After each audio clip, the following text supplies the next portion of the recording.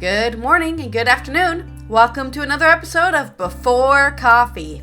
Let's get started on Thursday's episode where we're going to talk about stuff because I have no idea. I haven't looked it up yet. Hello. Hello. Good morning. What's in the bathroom? You've made it. 40% awake. 40%. Wow, that's pretty high. Lucky I can even talk, man. Today on Before Coffee, conflict and climate disasters combined to create a record rise in displaced people.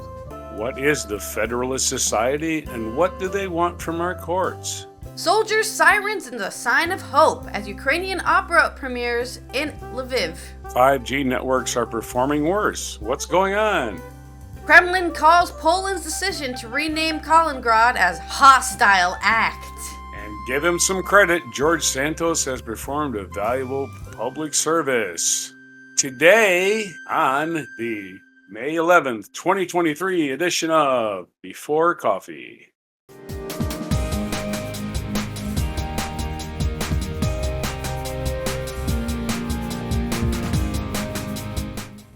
All right, my first news story. Conflict and climate disasters combined to create a record rise in displaced people in Ukraine. The number of people around the world who were forced to flee their homes leapt by a fifth last year as a perfect storm of Russian assault and Ukraine and climate disasters brought displacement on an unprecedented scale. By the end of 2022, the number of internally displaced people, or IDPs, people who are forced from their homes but remaining within their country of residence reached 71 million, according to figures published by the Norwegian Refugee Council Internal Displacement Monitoring Center, or IDMC, up from 51.1 million in 2021. The number of movements made by people, often repeatedly, as they went in search of safety and shelter, was also unprecedented, with the figure of 60.9 million marking an increase of 60% over the previous year. Then there's a graph which shows Ukraine as upwards of 15 million people of internal displacements, so people who are still in Ukraine but they're not living where they were living last year. They're living somewhere else, mostly in safe areas, right? And then you've got also the DRC, Ethiopia, and Somalia. Those also have a lot of internal displacements. And then people who've left their country due to climate disaster include Pakistan, the Philippines, China, Nigeria, India, and Bangladesh. And that's just like the top almost 5 million plus people who've moved around. They've been moving around. About 17 million of those movements were triggered by the war in Ukraine, where an estimated 5.9 million are thought to have fled their homes, many having to move repeatedly in an effort to find resources or a place to stay, or just a refuge from fighting. The report warns, due to the difficulty in obtaining reliable data from areas occupied by military forces, even those numbers should be considered conservative, so it's even higher than 17 million. Conflicts, disasters combined last year to aggravate people's pre-existing vulnerabilities and inequalities, triggering displacement on a scale never before seen, said Jan Egeland, Secretary General of the Norwegian Refugee Council. The war in Ukraine also fueled a global food security crisis that hit the internally displaced the hardest. Perfect storm has undermined years of progress made in reducing global hunger and malnutrition. The report, released on Thursday, does not include the early months of 2023, but indicates a dramatic rise in displacement after the latest outbreak of fighting in Sudan. The civil war between forces allied to the two rival Sudanese gun generals has already triggered more than double the number of internal displacements in 3 weeks than all of last year, it said. Many IDPs face protracted displacement due to conflicts that drag out for years without ever being resolved. Almost 3/4 of global IDP populations live in just 10 countries, which we already named. Alexandra Billock, IDMC's director, said, "Today's displacement crisis are growing in scale, complexity, and scope, and factors like food security, climate change, and escalating and protracted conflicts are adding new layers to this phenomenon. Greater resources and further research are essential to help understand and better respond to IDP's needs," she said. So, there's a short story on how people are being displaced, and just because you can't Worldwide. see them doesn't mean that it's not happening. Worldwide. And we are the comprehensive news of planet Earth. And a nicer note, nice shirt. I like that shirt. Thank you. It's Okay. not my shirt. All right, way to steal properly. Okay. What in U.S. jurisprudence news? What is the Federalist Society and what do they want from our courts? This is from a website called Counterpunch.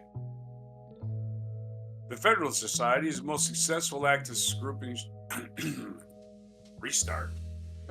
The Federalist Society is the most successful activist group to shape, if not make, federal court decisions. How has that come about? Where did they come from? And what did they want? Before answering these questions, one must appreciate their immense presence in the federal court system. The Federalist Society's judge could determine many, if not majority, of decisions from the federal courts. Senator Sheldon Whitehouse says that nearly 90% of President Donald Trump's appellate judges appointed to the circuit courts were members of the Federalist Societies. That's easy to believe given that as a presidential candidate in 2016, he promised that his judicial nominees would be all picked from the Federalist Societies. He were elected president. Consequently, Trump appointed 53 judges to comprise just under a third of the federal appellate judges. Previously, about half of Bush's appointees to those courts went to society members. That's no surprise because the George Herbert Walker Bush administration gave responsibility for judicial selection in the White House counsel's office to Lee Lieberman-Otis, a founder of FS, which is the Federal Society. At the entry-level federal courts, Trump has appointed about a quarter of district court judges. However, he delivered for the Federal Society by selecting 3 members to the Supreme Court to join the 3 members already on it. Then you must add to the Federalist Society judges that remain in the SCOTUS appointed by Herbert Walker Bush and Ronald Reagan, giving FS effective control over the court's decision. The 6 SF justices are Brett Kavanaugh, lied. Neil Gorsuch, lied. Clarence Thomas, owned. John Roberts, cover-up man. Samuel Alito, leak master. And Amy Coney Barrett, who is about 7 years old. Now represent the Republican appointees on SCOTUS. That's 6 of 9, folks. Having virtual consistency of very conservative judges rising from a district court, the circuit court, then the Supreme Court can allow society members to reject prior court decisions that have been accepted for decades. Wow, where do we see that? Crazy. I describe how an SF district. Okay, then. What is a federal society? Well, I'm going to skip that little part. It's hard to read. So what is a society that is altering our society? It was founded in 1982. The Federalist Society focused on spreading conservative ideas in the 1980s, really ruined this country. Yeah, really. Hoping their members would someday deconstruct the freedom. Yeah. Liberal means freedom. That's what it means, folks. Okay, dominated legal system. The Society was the first university-based organization to help law students understand and promote a political philosophy. As a former Mother Jones political blogger, Kevin Durham wrote, hundreds of groups coalesced around the concept and practice of public interest law before the society was formed. Okay, so we got about 20 more paragraphs to go. Do you want to go that far?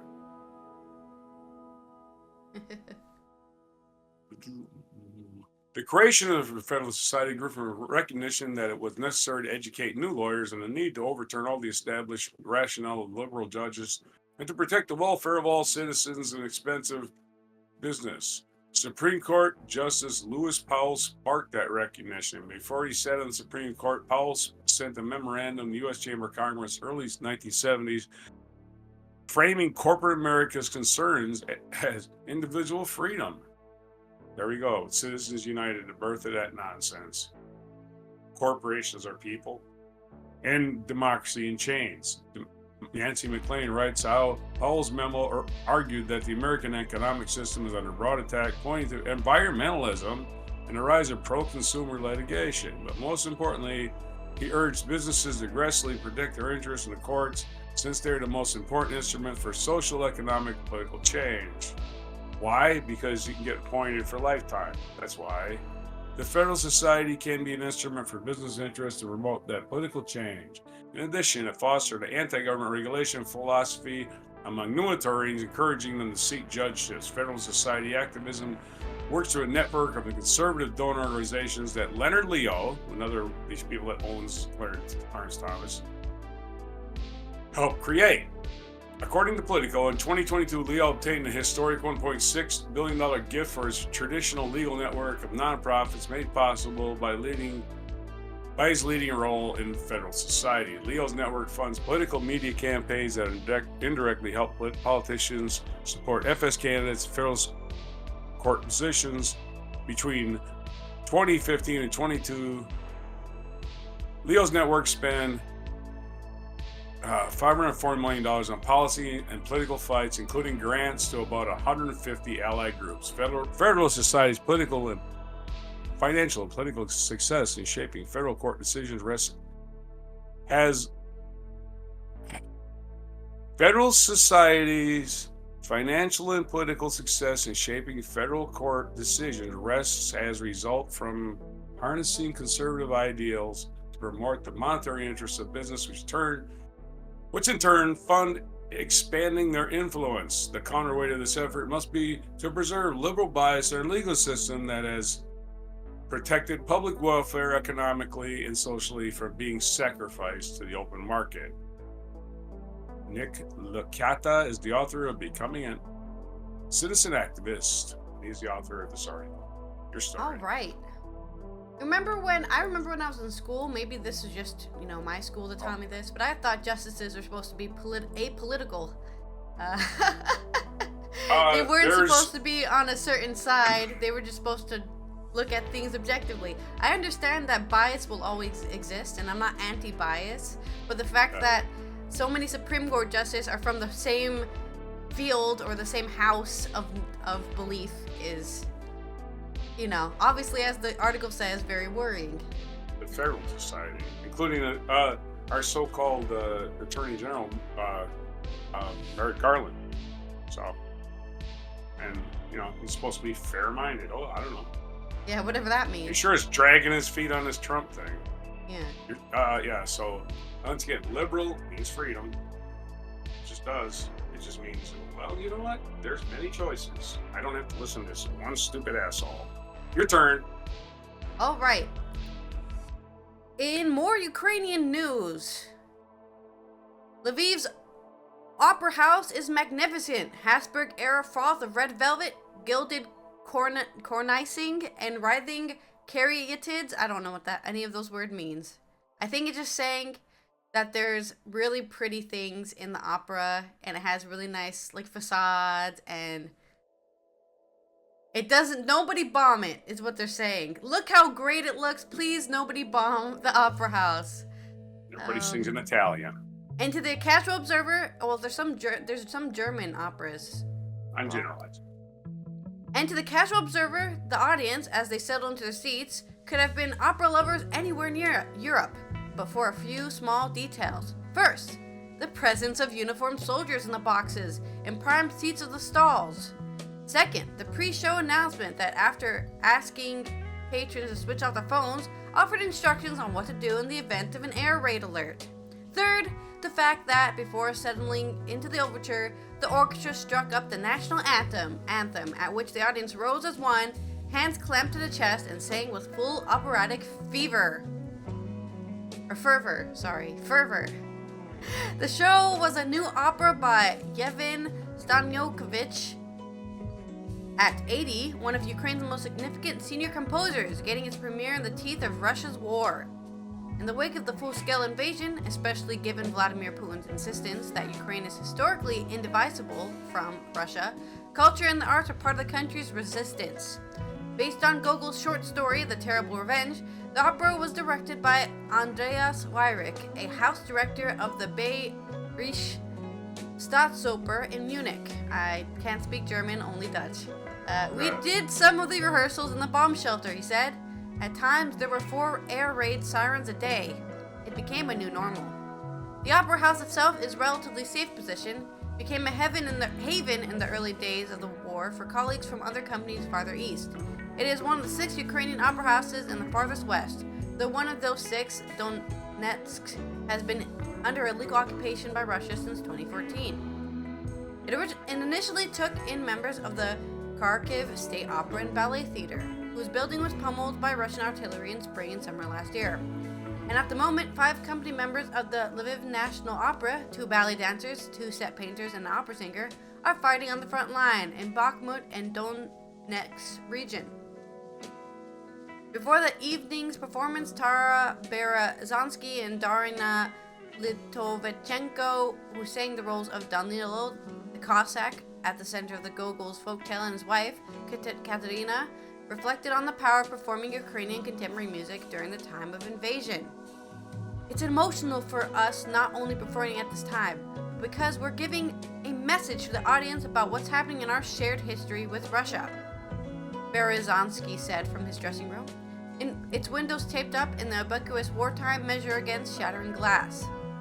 He was referring to the opera storyline in which Danilo's father-in-law, the Witcher, turns out to be a dark force, intent on death and destruction. And although Weyrich was careful not to make too obvious an identification, it would have been a very flat idea to give the Witcher a Putin mask, he said. It was not a great leap for audiences to make the connection between the character and the Russian president as the story unfolded on stage. The story is like a myth. It tells you what can happen. Myths always come around again, Weyrich said. After half an hour later, the alert raised in case of MiG fighter jets taking off in Russia was lifted and the performance resumed. The show continued without incident. Readers of Gogol, though, would have noticed that libretto and production swerved the bleaky tragic outcome of the original short story. In Gogol, the Witcher murders Danilo and Katerina's young son. In Stankovich's opera, he survives, a moment reinforced by Weyrich's production, which has the young child impatiently pushing away his murderous grandfather. I had to give Ukrainians a way to end the curse. I had to give a sign of hope, Weyrich said. There were a few utterly minor changes that I made to the end. Instead, Stankovich, speaking from Kiev, this is because I, as a human and as a composer, could not accept that no heirs could be left to inherit this land, because Gogol has, of course, a rather tragic and terrible ending. It is not the first opera Stankovich has based on Ukrainian writer's work. In 1978, his folk opera When the Fern Blooms was about to be premiered when, as the composer recalled, it was banned. It was moved after dress rehearsal. The set costumes were destroyed and the score consigned to the dusty storerooms of the archive, in words of review of its eventual premiere in 2011. The Soviet authorities kindly welcomed me not to talk about this too much, and matter was closed, Stankovich recalled. In short, in the Soviet Union, there was a systematic or sometimes brightly expressed, slightly gentle struggle against Ukrainian culture, language, against Ukrainian consciousness, he said. From the moment, Russian composers are absent from Lviv Opera House program. This is not a problem for Litovchenko, the soprano. When I'm singing Stankovich, I don't miss Russian composers, she said. Yes, famously, the Soviet Union was all about homogeny. So, not only were you not allowed to be Russian, you weren't allowed to be Ukrainian, you weren't allowed to be anything else except for a Soviet. So, which is not how humans work. Humans are not homogenous, no matter how much you want them to be. Even someone in the next house over is going to be completely different from you, even if you grew up in the same exact circumstances. So, yeah. Yeah, this is why liberal is good. So that homogeny is bad. All right. Your next story. All right, then. 5G networks are performing worse. This is from, what site is this from? Spectrum? Okay. This is by Michael Kozial. 5G networks are performing worse. What's going on? By now, the cellular industry's rollout of 5G networks is 3 or 4 years old, and while the industry is still hurting for that killer use case that will cement 5G's place in the highest echelons of cellular technology, the generation is doing at its core what it's supposed to do, sort of. 5G networks. Sorry. 5G networks are continuing to deliver better and faster service than 4G in general, compared with 5G service from a year ago. However, the network's upload and download times have generally declined around the world, according to the speed test data from the network diagnostics company Ookla. Even the most robust 5G networks are barely cracking 1 gigabit per second, well short of the International Telecommunications Union's stated ideal download speed of 20 gigabytes per second. So that's 1/20th of the speed. I can do math. Part of the problem is the same problem had by every cellular generation. These are the most normal growing pains as more customers buy new phones and other devices that can help tap into these networks. You took 4G and we had the same, said Mark Giles. You look at 4G and we had the same, said Mark Giles, an industry analyst at Ookla. So with initial developments of 4G, there was a lot of capacity to soak up these early users. And then as more and more users come on, that capacity gets used up. So you need to look at this densification. There we go. You need to look at densification. Failing to build our own millimeter wave networks, that hasn't helped 5G through its growing pains. Giles points out that most network operators begin their 5G rollouts by deploying non-standalone 5G networks. In these instances, the 5G network is built upon the existing 4G network's core infrastructure. While standalone 5G isn't expected to perform as well as alternate standalone 5G, it's much cheaper and easier to deploy because it doesn't have to be built out from scratch. The strategy has hampered 5G deployments because the operators are limited to building 5G networks wherever they have existing cell towers and other infrastructure, but cost is the only factor. There are also regulatory and permitting problems that operators are running up against, particularly in dense urban areas. Sometimes the biggest challenge is simply finding a spot to put a new cell site in the first place. Outside of cities, different problems are taking root. A big selling point for 5G is its ability to tap into bands of spectrum, most notably the millimeter wave band, which is 24 to 40 gigahertz, which can support lower latencies and greater data rates.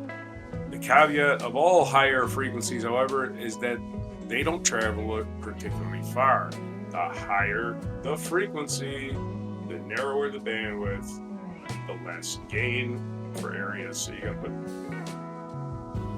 antennas closer together. They got to be closer together.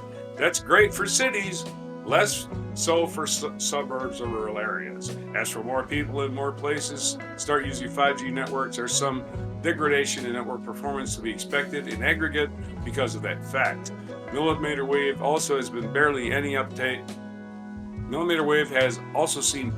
uptake outside of a handful of countries, including the United States, and even there it's been limited. Companies like Verizon, initially bullish on millimeter wave, have instead pivoted to the other newly available bands, most notably the C band, which is 4 to 8 gigahertz. As of 2022, 140 operators in 24 countries had millimeter wave licenses, says Giles, citing data from the Global Mobile Suppliers Organization. But only 28 and 16 countries have actually deployed it. So it's a small group. It's a very small fraction of operators actually going after it. The aspirational 5G download speed of 20 gigabytes per second, originally cited by the International Telecommunications Union, is still just that, aspirational. Millimeter wave is seeking some limited use in areas that have been massive congestion, think sports stadiums and airports, but failing to build out millimeter wave as broader backbone component of 5G networks, regardless of whether it's too expensive or technically limited, hasn't helped 5G through its periods of growing pains. Of course, coverage is not universal. especially as the technology behind cell networks becomes more complex. The theoretical maximum download speeds become harder and harder to realistically attain. The aspirational download speed of 20 gigabytes per second cited by ITU is just that. He just said that. You're never going to see that kind of performance that's like with as much spectrum bundled together. It's highly capable device, totally stationary, no one else on the cell, clear day with perfect conditions, said Giles. What's more attainable is what the ITU has said is a user experience data rate, which the organization said should be about 100 megabits per second down and 50 megabits per second up. By that metric, even though speeds had degraded in the past year, the median 5G network experience in many countries still meets that benchmark from the ITU. If you can't reach an aspirational benchmark, then lower the benchmark. It's not being realistic. It's way too early to say whether or how 6G development will be affected by 5G's early stumbles. But there are a handful of possible impacts. It's conceivable, for example, given the lackluster debut of millimeter wave, that the industry devotes less time in the terahertz wave research and instead considers how cellular and Wi-Fi technologies could be merged in areas requiring dense coverage. I think it's revealing that the disconnect between the vision for these Gs and what actually on the ground, Giles said. I think that's what this degradation is really highlighting. Your story. Boring technical news. Yeah. Why don't they invent they should invent radio waves that can go through the ground. That would be the successful penetrating mountains. That would be a successful technological advance. Ground penetrating radar, huh? Yeah, exactly. Imagine a bone structure just being dissolved by that.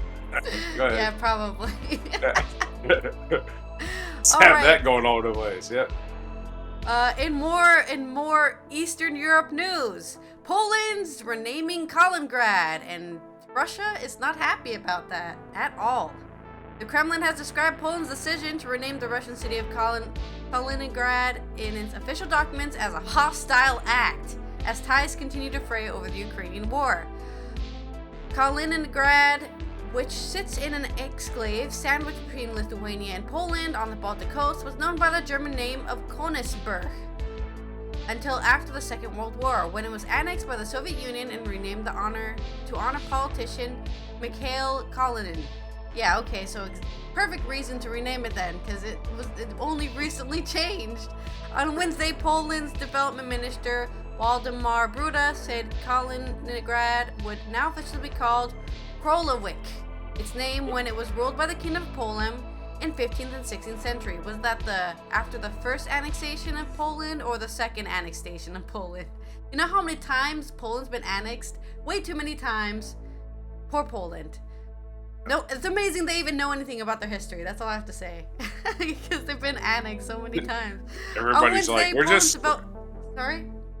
Everybody's like, we're just passing through. We're on our way to, Sudetenland or wherever, We're invading you just to make a foothold. Yeah. What? And then they're like, hey, can we conquer you, by the way, while we're here? Yeah. You don't mind. On Wednesday, Poland's development minister, Waldemar Bruda, said Kaliningrad would now officially... Oh, no, I already said that one. We do not want Russification in Poland, and that is why we have decided to change the name in our native language of Kaliningrad and the Kaliningrad region, Bruda said, citing a recommendation by a state commission tasked with standardizing foreign names in the Polish language. Warsaw saw Kalinin's connection to the 1940 Katyn massacre, when thousands of Polish officers were executed by Soviet forces, had negative connotations. The current Russian name of the city is an artificial baptism, unrelated to either the city or the region, Poland's Committee of Geographical Standardization said on Tuesday. This is true. It really does have nothing to do with Poland. It's, most places are named after what's there, right? Like just down the street from where I live, there used to be a place called, what was it called? Was it Jakobswalde? It literally means like Jacob's Wood. So some guy named Jacob lived in the woods somewhere. You know, like that's what places are named up. People, yeah, Okay. Kaliningrad, it literally means Kalinin's city, right? But it's not his city because he's dead, and he's just a Right. conqueror. So he should, yeah, let's get rid of that. Forget him. Yeah, forget him. Got rid of Kremlin Leningrad. spokesperson Dmitry Peskov said the decision bordered on madness. Changing the name of a place? That's crazy. We know You that remember throughout history, Leningrad? Poland has slipped from time to time into the madness of hatred towards them. These guys are so full of themselves. Those Polish people, sometimes they don't like us, and then sometimes they do like us. Like, they just don't understand that Russia is always going to be their friend, even though every time we go there, we conquer them and then subjugate their people. Kaliningrad was cut off from Moscow when Lithuania became independent during the breakup of Soviet Union in 1991. In the city itself, people were split over the Polish move.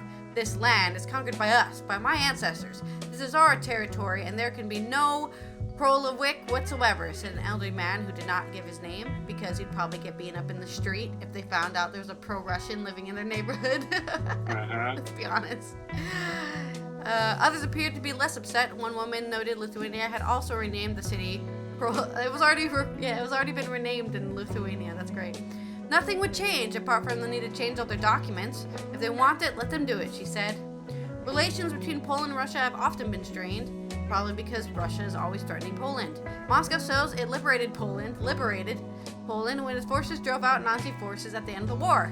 Most Poles believe that Soviet Union replaced Nazi occupation with another form of repression. Yet most people would agree. Poland, a NATO member, strongly backed Ukraine after Russia's invasion and stepped up to the demolition of memorials to fallen Soviet troops across the country. Famously, this is in the article, but famously, Poland Warsaw had some of the most rebellions and riots against Russian rule during the Soviet Union. They had the most bloodiest of riots against protests against, communism or whatever they were protesting. Oh yeah, the but beginning they totally of the. were best friends, Poland and Russia loved each other. That's why they were getting in fights all the time. Yeah, well, the beginning of the end of the Cold War started in Poland with Lech Walesa and Solidarity Union. Exactly. And the Polish Pope also contributed to that quite a bit. Your story. Okay then. This is from the Independent UK. Giving him some credit, George Santos has performed a valuable public service. I would like to be... Long before his arrest on Wednesday for fraud, money laundering and theft of public funds, George Santos was a pariah in the Long Island Congressional District in which he was elected president. He was the subject of almost daily protests and press conferences organized by local residents. The Nassau County Republican Party disowned him, and so did 6 local Republican members of Congress. He was rarely seen out in public, and don't forget, Mitt Romney famously called him a sick puppy. His only safe space, it seems, was Washington, D.C. He was a story of electoral politics turned on its head. A member of Congress should, in theory, have more to fear from the snake pit of Capitol than the people who elected him. The reason why Santos didn't tells us something about the state of the Republican Party today. Let's start with the uncontested truth. George Santos is an imposter. That is true by any measure of the word. He lied about his own personal history, his experience, and his wealth. That is without even mentioning his as yet unproven allegation about his campaign spending, which has now resulted in charges from federal prosecutors. My light's blinking. Much what is known about Santos today was public knowledge when voters cast their ballots. Much of what is known about Santos today was not public knowledge when voters cast their ballots for him. The same can be said for many of the local Republicans who backed him and fundraised for him. Although given that it is their job to vet candidates running for their own party, they cannot escape blame. But once the most egregious of Santos' lies became public, most local Republicans joined in calls for his resignation. George Santos' campaign last year was a campaign of deceit, lies, and fabrication. Nassau County Republican Party Chairman Joseph Cairo said in a news conference earlier this year. He deceived the voters of the 3rd Congressional District. He deceived members of Nassau County Republican Committee, elected officials, his colleagues, candidates, his opponents, and even some of the media. Even some of the media? Okay. Why not all the media, asshole? Cairo said. He disgraced the House of Representatives, and we do not consider him one of our Congress people. Compare that to the response of GOP House Speaker Kevin, I'll fall for anything, so I stand for nothing, McCarthy, the only man in the party with the power to take action to expel Mr. Santos by holding vote in the House and whipping his members to secure 2/3 majority.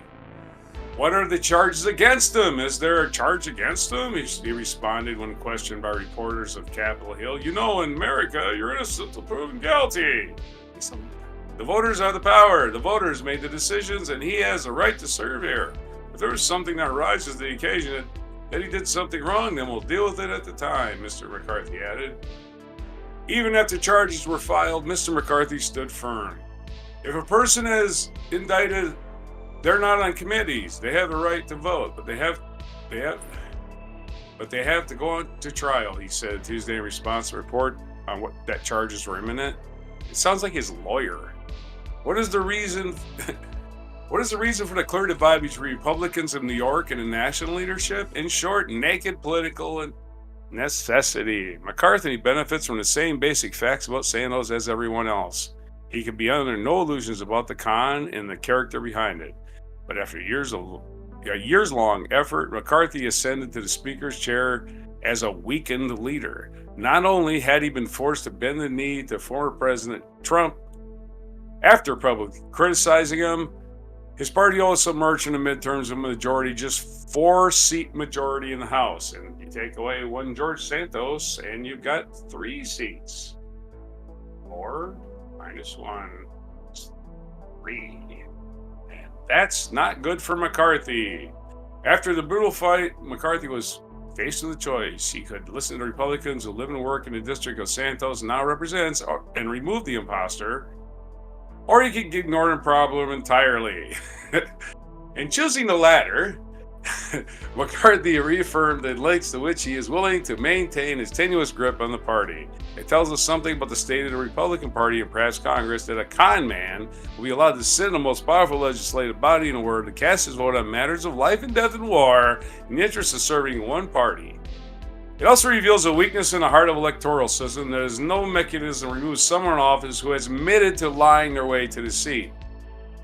If we're looking for some lesson in the Santos affair, perhaps this is the best we can hope for. A brief ray of sunlight shone into the dark corner of a dusty back room.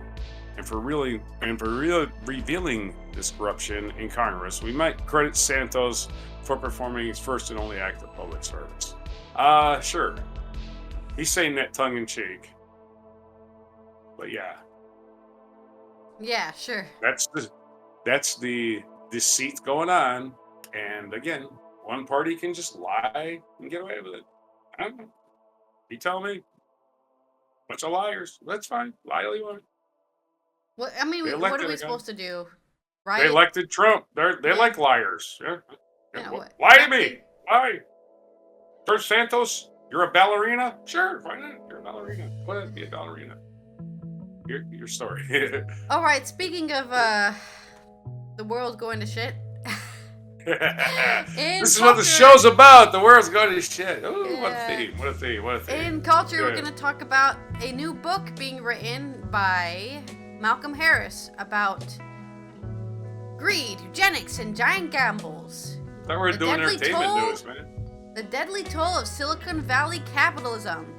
In January 2011, a 19-year-old Palo Alto died by suicide on the train tracks running through part of town.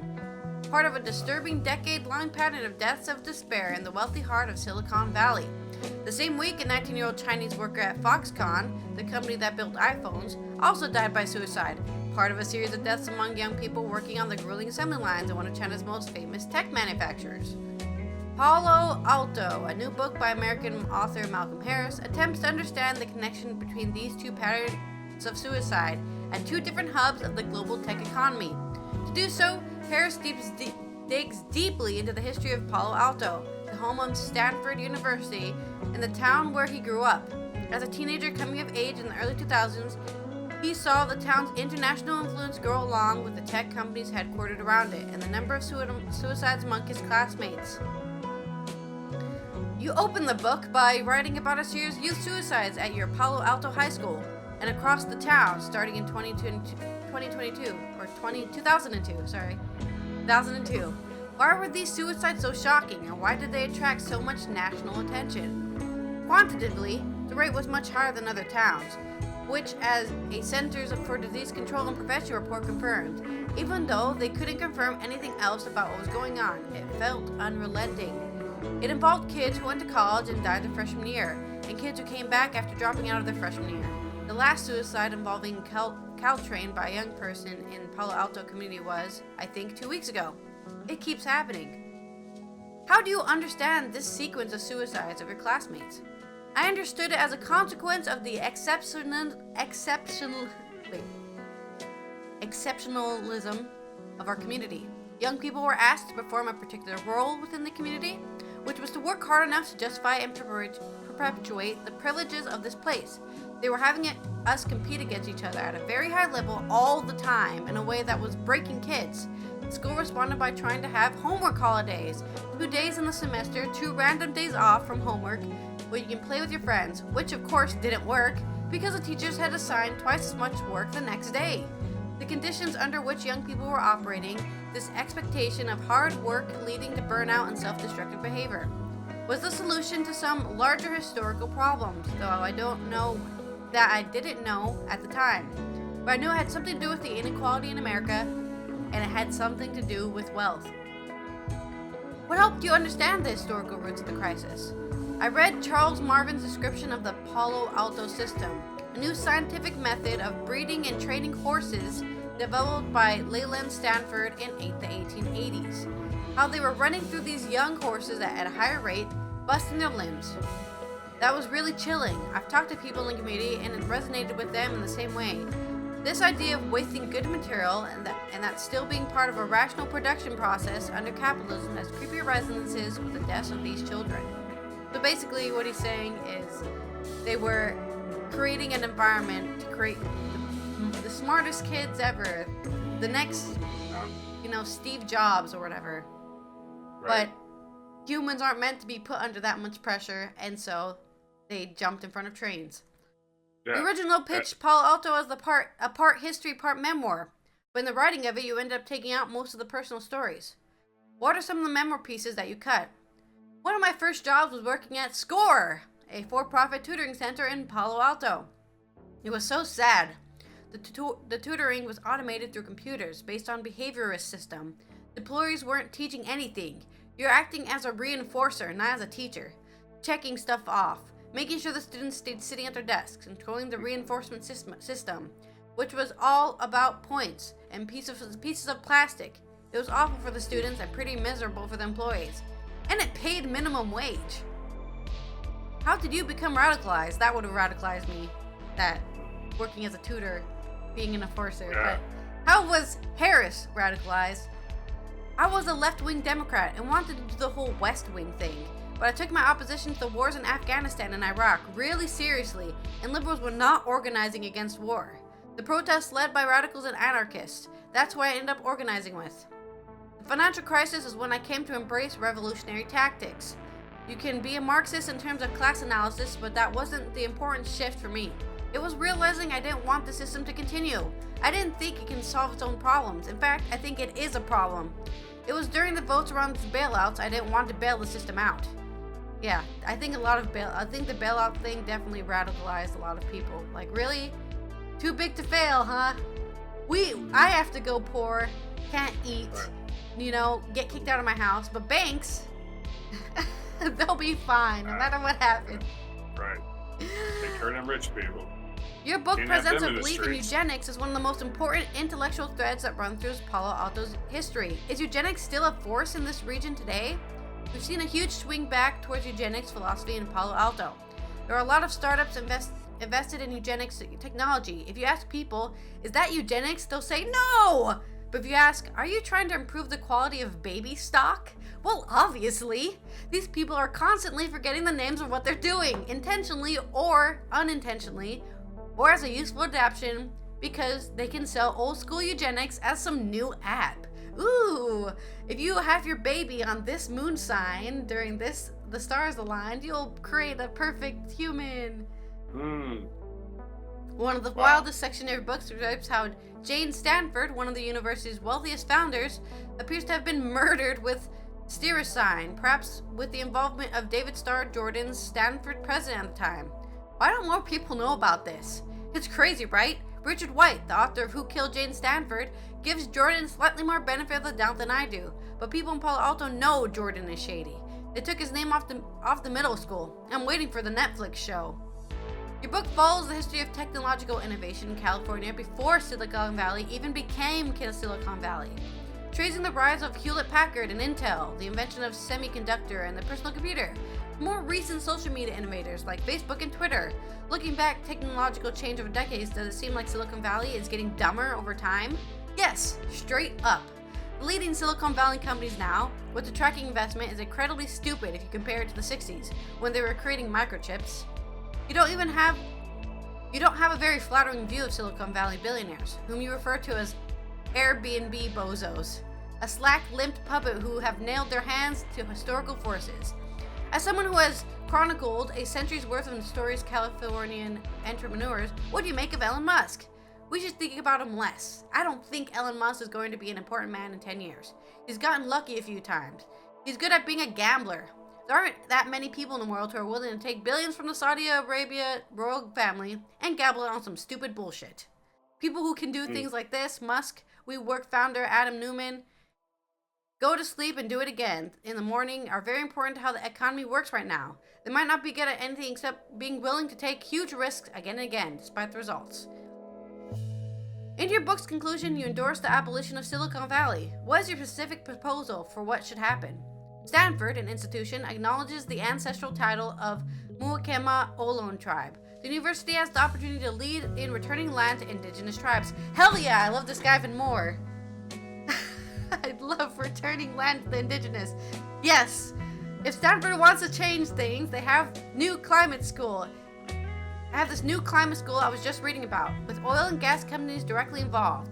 They can lead on returning resources to groups of people who have plans for what ecologically sustainable village would look like on the land. Some people treat this proposal as reasonable and pragmatic. Some people treat it as ridiculous provocation.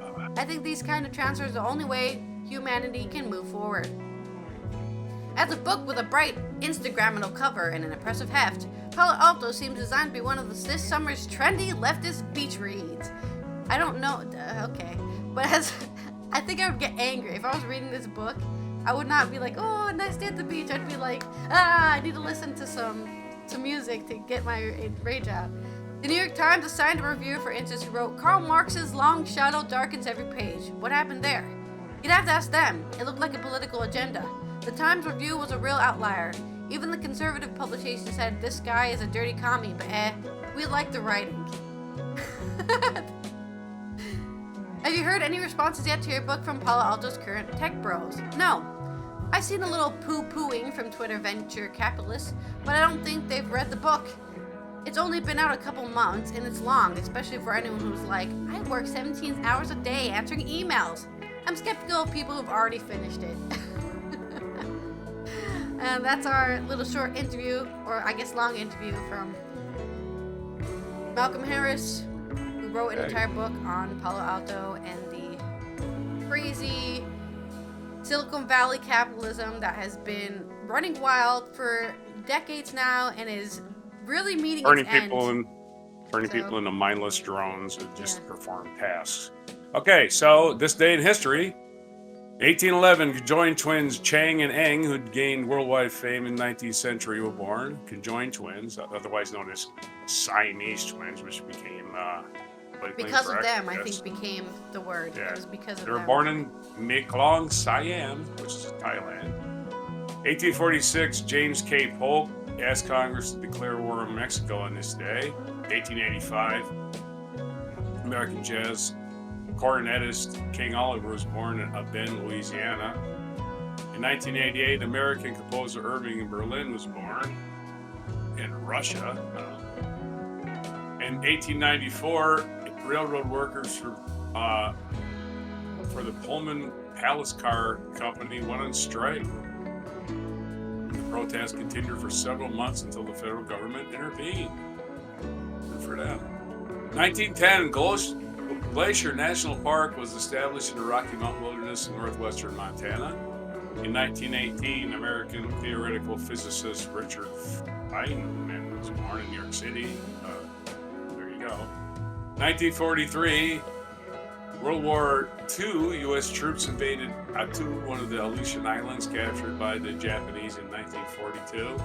In 1960, some 14 years after escaping from the Persian camp, and former Nazi official Adolf Eichmann was captured near Israeli intelligence agents near Buenos Aires. He was later taken to Israel, where he was tried, convicted, and executed. In 1981, Jamaican reggae star Bob Marley died at the age of 36 from cancer because he wouldn't get his foot operated on. In 1997, IBM's chess-playing computer Deep Blue defeated Garry Kasparov in the last game of a 6-game match to claim a 3.5 to 2.5 victory in chess. It won 2 games and had 3 draws. It marked the first time a current world champion had lost a match to a computer under tournament conditions. Big victory for AI in 1997. Nice. 2010, Scottish-born politician Gordon Brown officially resigned as Prime Minister of the United Kingdom, ending a 13 years Labour Party rule. And they never attained power, so that's why you never heard of that guy. And National What Is It Day is a very short one for a change. It is actually kind of cool. National Foam Rolling Day, so it's National Eat What You Want Day, which I'm always down for, and National Twilight Zone Day, which is every day in this country. And that's today's days. Oh, into the Twilight Zone. That one song. No Monty Python's impersonations today. Don't have time. All right, this has been more. Allison from Europe talking about Ukraine and Russia and how Poland is getting the target drawn on them because they changed the name of a city. I hope to see you tomorrow for Friday, and have a good weekend if we don't see you tomorrow. Be good to each other out there. May 11th, 2023 edition of Before Coffee.